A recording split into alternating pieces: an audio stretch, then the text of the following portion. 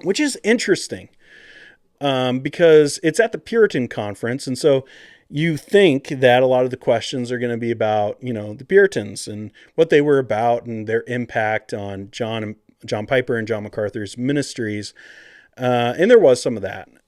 But there was this question that was posed that John MacArthur gave just like the weirdest answer to. And yeah, but let's start with the question. Okay.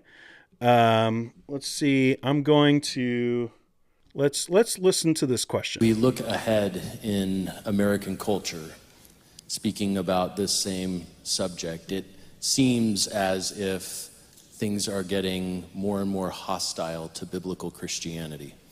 The Puritans, of course, dealt with persecution. They dealt with hostility.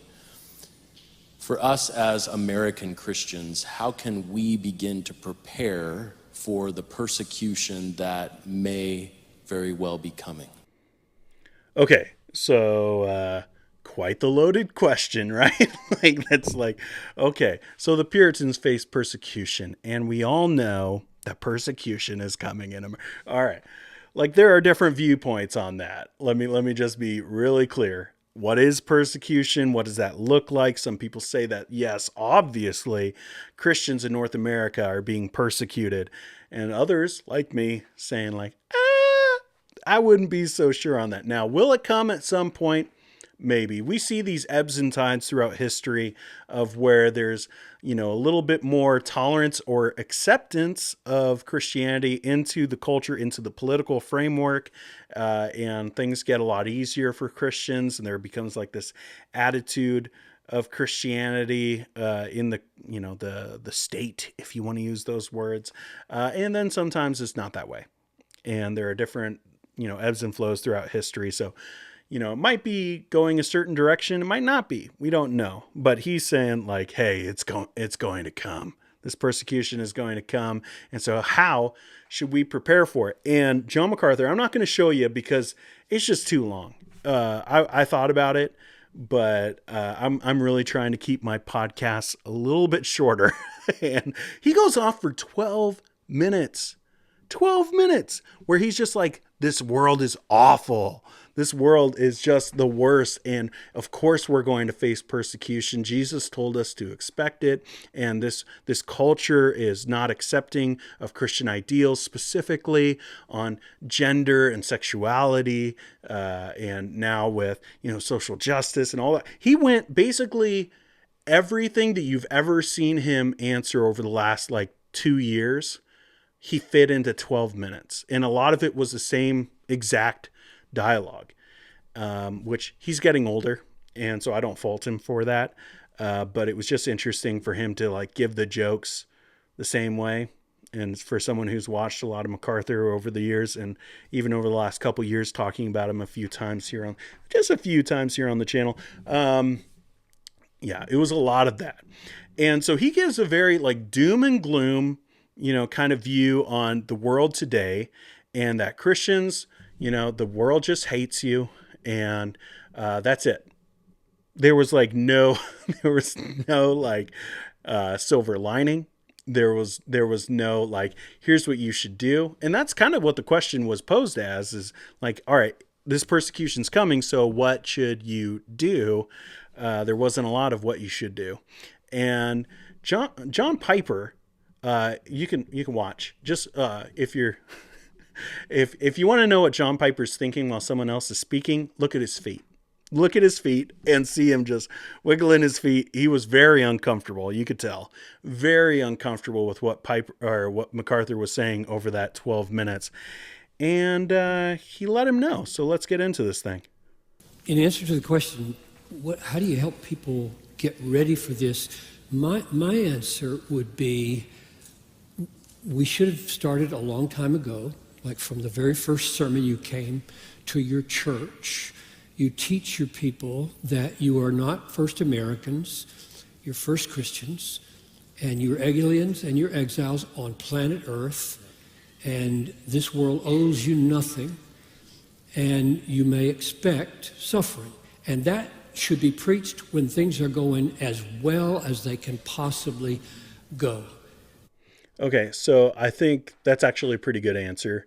Because he's not saying like, oh, I totally agree that persecution is definitely coming, that culture is as bad as, what MacArthur just went into this tirade about for 12 minutes. He's not doing that. He's just saying, hey, if there's persecution, you need to be ready. You need to be focused on what's important. And I think that's actually a fairly good answer. I'm not, here saying I agree with everything Piper has ever said in his entire ministry. Okay. I'm just specifically about that question. Because it's built into the nature. So in a sense, I'm a little uncomfortable with painting the narrative of the present moment as so extraordinary that that's the reason we need to be ready. And I don't know whether you intended that, but I would want from the get-go for 50 years. So what he just said, that's important. What he just said is he doesn't think the things that are happening in America specifically, like these is extraordinary, and that's going to lead to this persecution, or that's the reason why you should be focusing now on preparing for persecution. That's a big deal. There's so many people who would be in that theological camp and would be like, oh, you know what? It is so bad, and this culture is anti-Christian, and I think John MacArthur even said it's pre-Christian. It's like the pre-Christian culture, to where like the gospel has never had any roots in here, in this culture, which is totally false. Okay, like you could see all different kinds of things in this in North American culture. I'll put it that way, that are influenced by Christianity. I don't think that neither Canada or the United States were Christian nations. That's me. Okay. Come at me in the chat. Come at me online. I get it. I say some stuff that people don't agree with, but that's my viewpoint. But like there is definitely some influence from Christianity, in both of these cultures, but, let's listen to where he gets into this.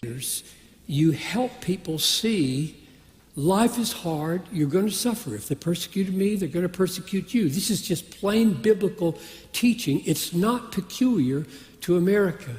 All over the world, people are suffering. We have missionaries in Taliban prison camps right now.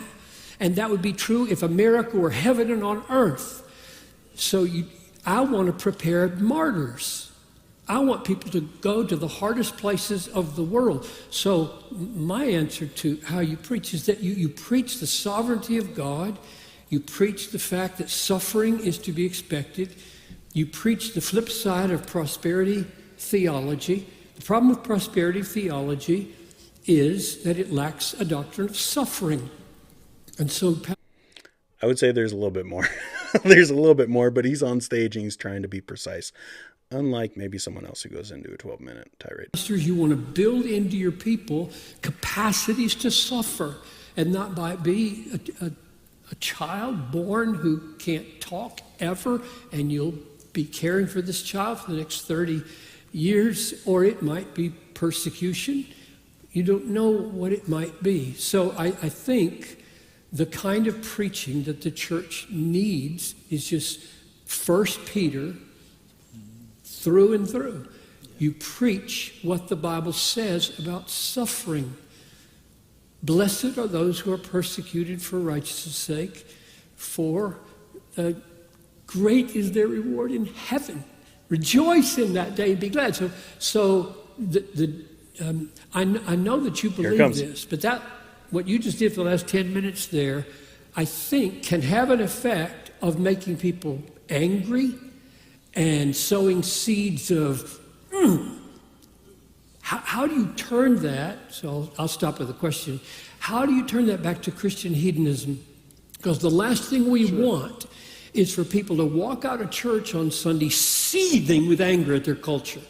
That's the dominant emotion that they have. I want them thrilled with the sovereignty of God, thrilled that they're saved, thrilled that they have meaning in life rooted in the gospel, thrilled that no matter what happens in this world, they're going to be able to walk in the truth and joy.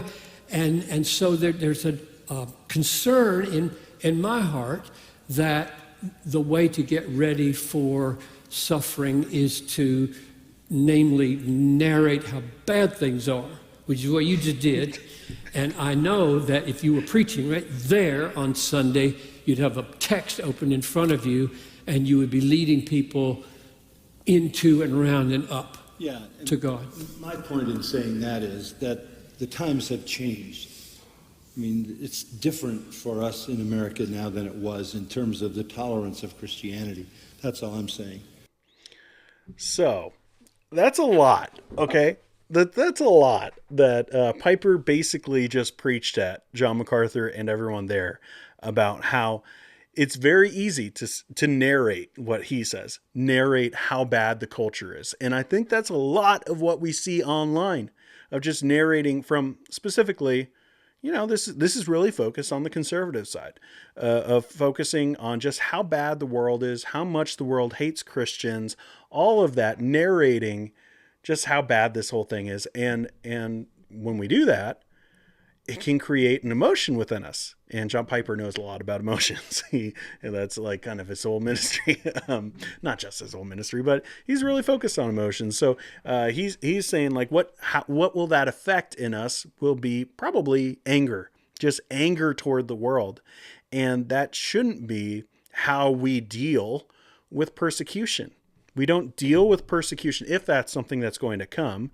We don't deal with persecution by just getting angry at the people who are persecuting us.